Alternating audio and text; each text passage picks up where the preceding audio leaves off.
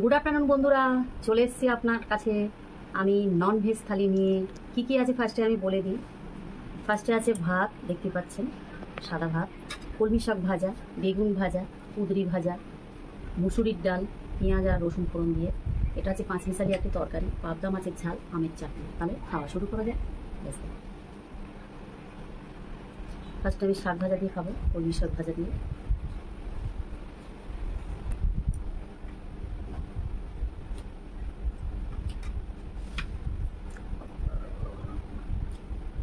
অন্নকে সবসময় প্রণাম করে খেলে অন্ন মা, মানে আমাদের যে অন্নপূর্ণা মাতা, উনি খুব খুশি হন।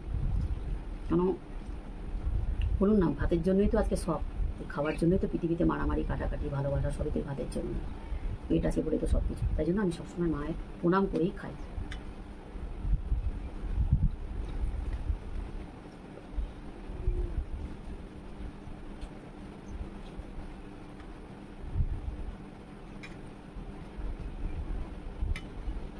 ঘরে একটা ভিন্নল ঢুকেছে, বাড়িটাকে দেখছি, ওই জন্য ভয় লাগছে আমার, এদিকে তাকাচ্ছি।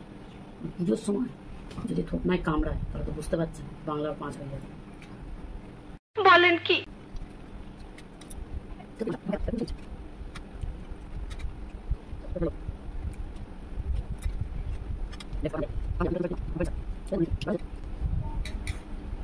আমি দেশের বাড়িতে গেলে কার পুকুরের মাছ, কার বাগানের আনারস, কার বাগানের আম কিচ্ছু রাখতাম না। ভীষণ দুষ্টু ছিলাম, ভীষণ দুষ্টু। মোষের লেজ ধরে ওনার পিঠে চাপতে চেয়েছিলাম, এমন করে আমাকে গড়িয়ে দিয়ে সিং ঢুকিয়ে দিয়েছিল। আমার গালে রীতি করা আছে, এমন দুষ্টু ছিলাম আমি। ছোট থেকে কোয়ার্টার এলাকায় আবদ্ধ তো, দেশের বাড়ি খোলামেলা পেতাম, খুব ভালো লাগতো। মামা বাড়ি চিল্কার ধারের সামনে নৌকোতে রাখা থাকতো সব খাবার দাবার, সব খেয়ে নিতাম।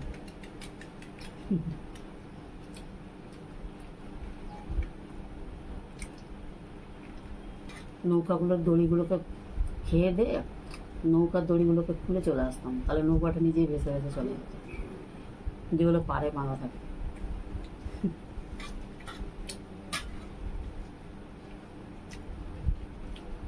একটা চেনা জানা কাকু পুকুরে মাছ ধরছিল, জালটাকে পেতে দিয়ে চলে গেছেন উনি বাড়ি। আর সেই সময় আমি বাড়িতে গেছি ঘুরতে, দুপুরবেলা পুকুরে চান করবো, মাকে না বলে, জেঠিকে না বলে। জালগুলোকে সব টেনেছি, টেনে যত মাছ ম্যাক্সির মধ্যে 2-4টে নিয়েছি, বাকিগুলো সব ছেড়ে দিয়েছি। কিন্তু জালটাকে উঠোনে রেখে দিয়ে চলে এসেছি পারে।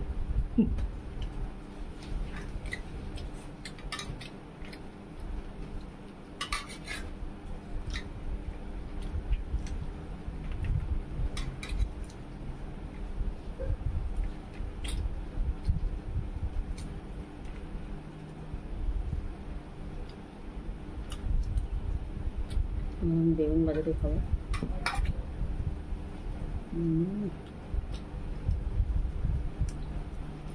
যতই যেই বলুন, সাদা বেগুন কালো বেগুনের কাছে ঠিক পাবে না। আমার তো সাদা বেগুন খুব ভালো লাগে।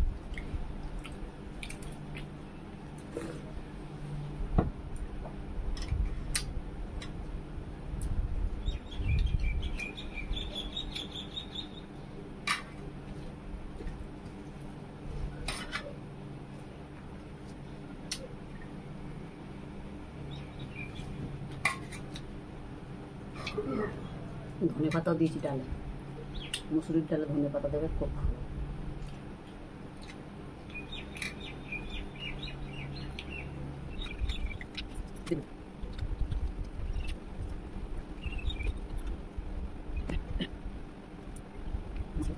দু পিস মনে খেতে পারবো না, আগে 1 পিস খেয়ে দেখি। এটা সর্ষে পোস্ত, সাদা সর্ষে, একটুখানি পোস্ত, 2 চামচ সর্ষে, 1 চামচ পোস্ত, 4টে কাঁচা লঙ্কা, 1 কোয়া রসুন। ওটা মাছটা কড়া করে ভেজে নেবেন, দিয়ে একটু তেল গরম হয়ে আসলে সর্ষে পোস্তটা একটু সামান্য কষিয়ে নেবেন, টমেটো দেবেন, ধনে পাতা দেবেন, অল্প একটু জল দিয়ে 2 থেকে 3 মিনিট ফোটাবেন, তারপরে মাছগুলো দিয়ে নামিয়ে দেবেন।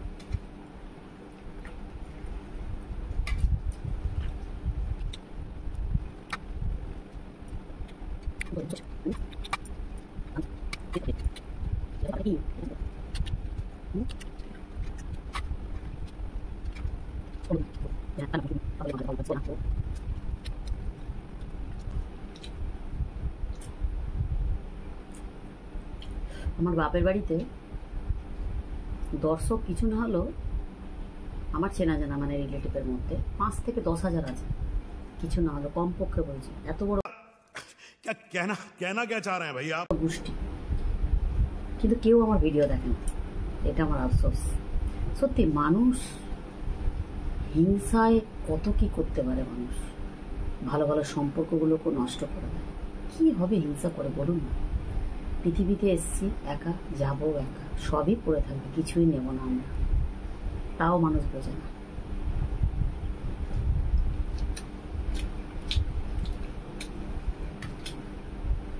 আমাদেরকে পয়সা দিয়ে হেল্প করতে হবে না, মানুষ একটু ভিডিওটা দেখবে, একটু মানে আমাকে যে এনকারেজ করবে, কিচ্ছু না।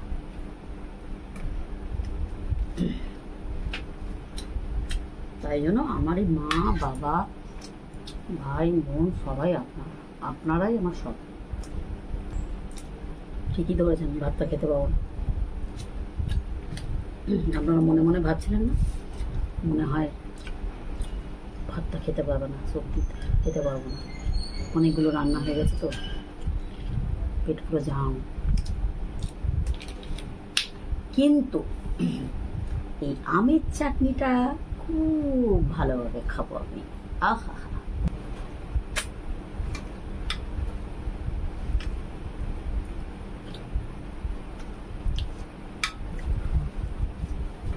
দারুণ খেতে। তাহলে আমার থাকার মধ্যে 1 পিস মাছ, চাটনিটা হচ্ছে খেয়ে নেব না, থাক।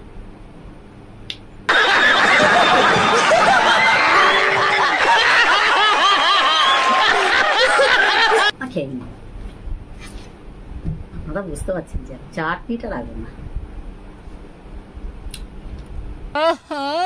ये क्या देख लिया मैंने।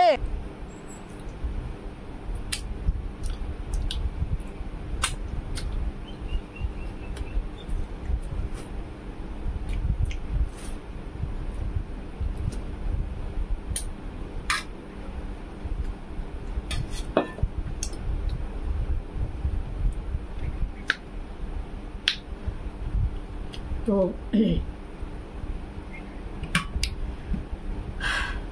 আমার লাঞ্চ আজকের মতো এখানে আমি সমাপ্ত করলাম। অনেক সময় রান্না করার সময় দেখবেন আপনারা ছ্যাঁকা খেয়ে যান, ফোসকা পড়লে কিন্তু হবে না। যদি ফোসকা না পড়ে, সাথে সাথে ছ্যাঁকা পড়ে যদি লাল হয়ে যায়, সেই জায়গাটা আপনারা ঠান্ডা করার জন্য যে জ্বালা ভাবটা করে, সেটা আপনারা আটা যেটাতে আপনারা রুটি খান, সেই আটা আর দই, 1 চামচ আটা দেবেন আর 1 চামচ দই দেবেন, ভালো করে পেস্ট তৈরি করবেন, ওটায় মাখিয়ে রেখে দেবেন প্রায় 10-15 মিনিট। দেখবেন আপনার 10-15 মিনিটের মধ্যে জ্বালা কমে গেছে। তাহলে আজকের টিপসটা আপনাদের কেমন লাগলো, আর আজকের লাঞ্চটা আপনারা কেমন লাগলো অবশ্যই আপনারা বলবেন। তাহলে দেখা হচ্ছে নেক্সট ভিডিওতে। Bye bye.